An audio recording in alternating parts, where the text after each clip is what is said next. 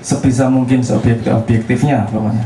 Jadi dalam matematika tidak ada retorika pembenaran yang adalah benar atau salah, yang ada hitam atau putih. Jadi di situ kita dilatih untuk bisa benar-benar mencari sebuah jawaban dari pertanyaan dengan secara pasti. Jadi tidak ada gray area, tidak ada yo bener yo ora yo bener ya.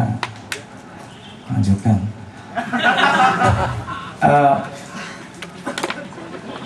Ilmu pengetahuan alam, ilmu pengetahuan sosial, ilmu pengetahuan yang lainnya itu hanya turunan dari membaca, dari menulis, dari berhitung, turunan itu semua. Jadi dasarnya ilmu adalah 3 itu.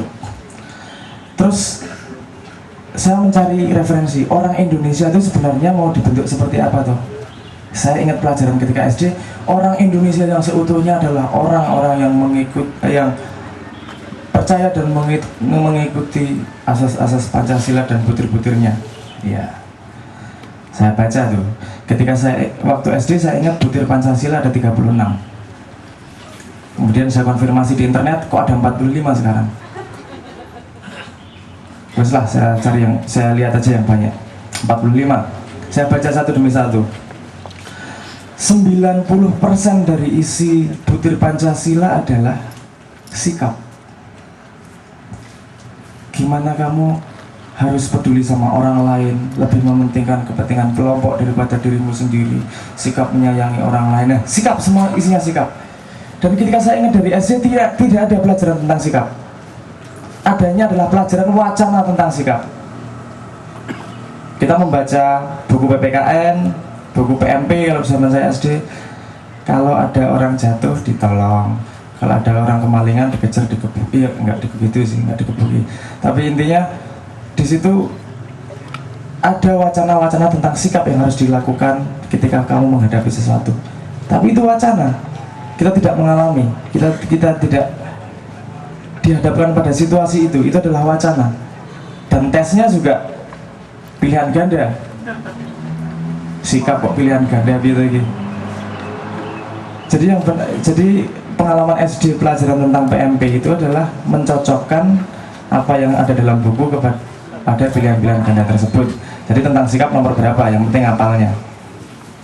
Kalau kita tanya tentang sikap yang baik dan benar seperti apa, saya yakin 99% orang Indonesia tahu yang baik itu seperti apa, tapi belum tentu melakukan. Terus pertanyaan saya kemudian, kenapa tidak melakukan? Apa yang harus diikuti? Kemudian keluar wacana hati nurani. Bukan gak ada hubungan sama itu ya, sama Hanura. Ikuti itu yang namanya hati nurani, hati kecil itu ikuti. Ini juga kata-kata abstrak ini, hati nurani ini. Apa ini hati nurani itu sebenarnya, dari mana ini? Orang bilang hati nurani yang baik, yang benar ya.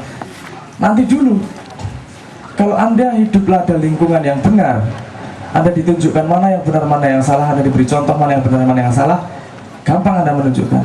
Kalau misalnya Anda hidup di jalanan, mencuri itu hati nurani belum tentu bilang salah. Ini demi perut, lapar ini. Hati nurani saya bilang benar. Terus ini hati nurani apa sih sebenarnya? Datangnya dari mana asalnya? Kemudian saya mencari lagi. Saya turut terus itu tadi pertanyaannya. Ini hati nurani itu katanya sebuah bisikan, sebuah inisiatif. Dan semua inisiatif itu pasti datangnya dari otak. Kesadaran. Saya cari otak tuh gimana cara kerjanya. Agak panjang nggak apa-apa ya? Lanjutkan.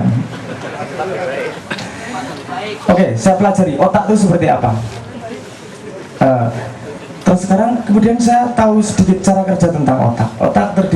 Kita tahu otak adalah gabungan dari saraf-saraf yang disebut neuron-neuron, kemudian ada pusat saraf yang disebut dendrit, kemudian di mana dia sambungin satu sama yang lain. Ketika dia sering dipakai sambungan itu, dia tumbuh yang namanya mielin, sehingga percepatan informasi dari dendrit ke dendrit menjadi lebih cepat. Nah, intinya apa yang kita pikirkan, apa yang sering kita lakukan akan semakin cepat terproses oleh otak manusia, sehingga dia bisa berjalan, kita sampai pada sebuah kesimpulan tanpa harus berpikir.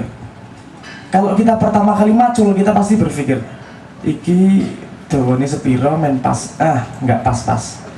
Tapi setelah kita melakukan 1000 kali, kita langsung tahu, tanpa harus berpikir, kita sambil ngobrol, sambil ngerokok, sambil ngerasani presiden, bisa macul. Itu karena otaknya sering dipakai, sehingga myelin tadi terbentuk, sehingga cepat itu tadi informasi dari dendrit ke dendrit yang lain. Terus saya teliti lagi, ini gimana perkembangan myelin ini? Ternyata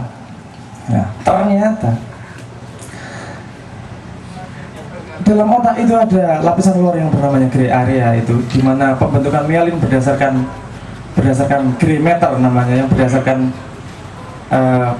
substansi itu sebuah liquid yang namanya gray matter. Di otak ada namanya gray matter dan white matter. Itu ketika kita masih kecil belum terbentuk itu yang namanya myelin. Semakin kita dewasa, myelin itu akan semakin terbentuk. Dan di sini titik poin pentingnya. Ketika myelin itu sudah terbentuk, dia tidak bisa dibentuk lagi. Jadi betapa pentingnya ketika kita tumbuh dari kecil sampai dewasa itu, karena apa yang kita pelajari ketika kecil nggak bisa dirubah ketika kita besar. Naluri kita akan mengikuti apa yang kita pelajari ketika kecil. Kata hati kita akan mengikuti apa yang kita alami ketika kecil. Itu sumber kata hati ternyata. Itu sumber naluri ternyata. Terus kalau kita urut lebih lanjut, jadi siapa yang bertanggung jawab terhadap pembentukan hati nurani dan naluri ini? Lingkungan, pendidikan, orang tua, ternyata semuanya. Jadi saya sekarang punya perhatian yang sangat-sangat besar terhadap pembentukan seorang anak itu, pembentukan seorang manusia dari kecil menjadi dewasa. Karena hal-hal yang sangat kecil bisa berpengaruh kepada dia ketika besar. Saya kasih contoh. Ada tulisan di jalan, ada tulisannya, jangan SMS sambil nyetir mobil, membahayakan keselamatan Anda. Saya beri alternatif. Jangan SMS sambil menyetir mobil karena membahayakan keselamatan orang lain. Anda tahu bedanya? Itu sebenarnya sebuah instruksi yang sama aja. Kamu jangan SMS sambil nyetir karena bahaya, pokoknya entah untuk orang lain, entah untuk Anda. Sebab untuk orang dewasa kita bisa memahami itu. Tapi kalau anak kecil membaca itu, dia akan terbawa, yang pertama difikirkan adalah Anda dan bukan orang lain. Kalau kalimatnya adalah akan membahayakan keselamatan orang lain, anak kecil itu akan punya naluri di mana dia memikirkan orang lain sebelum memikirkan Anda sendiri. Itu pentingnya bahasa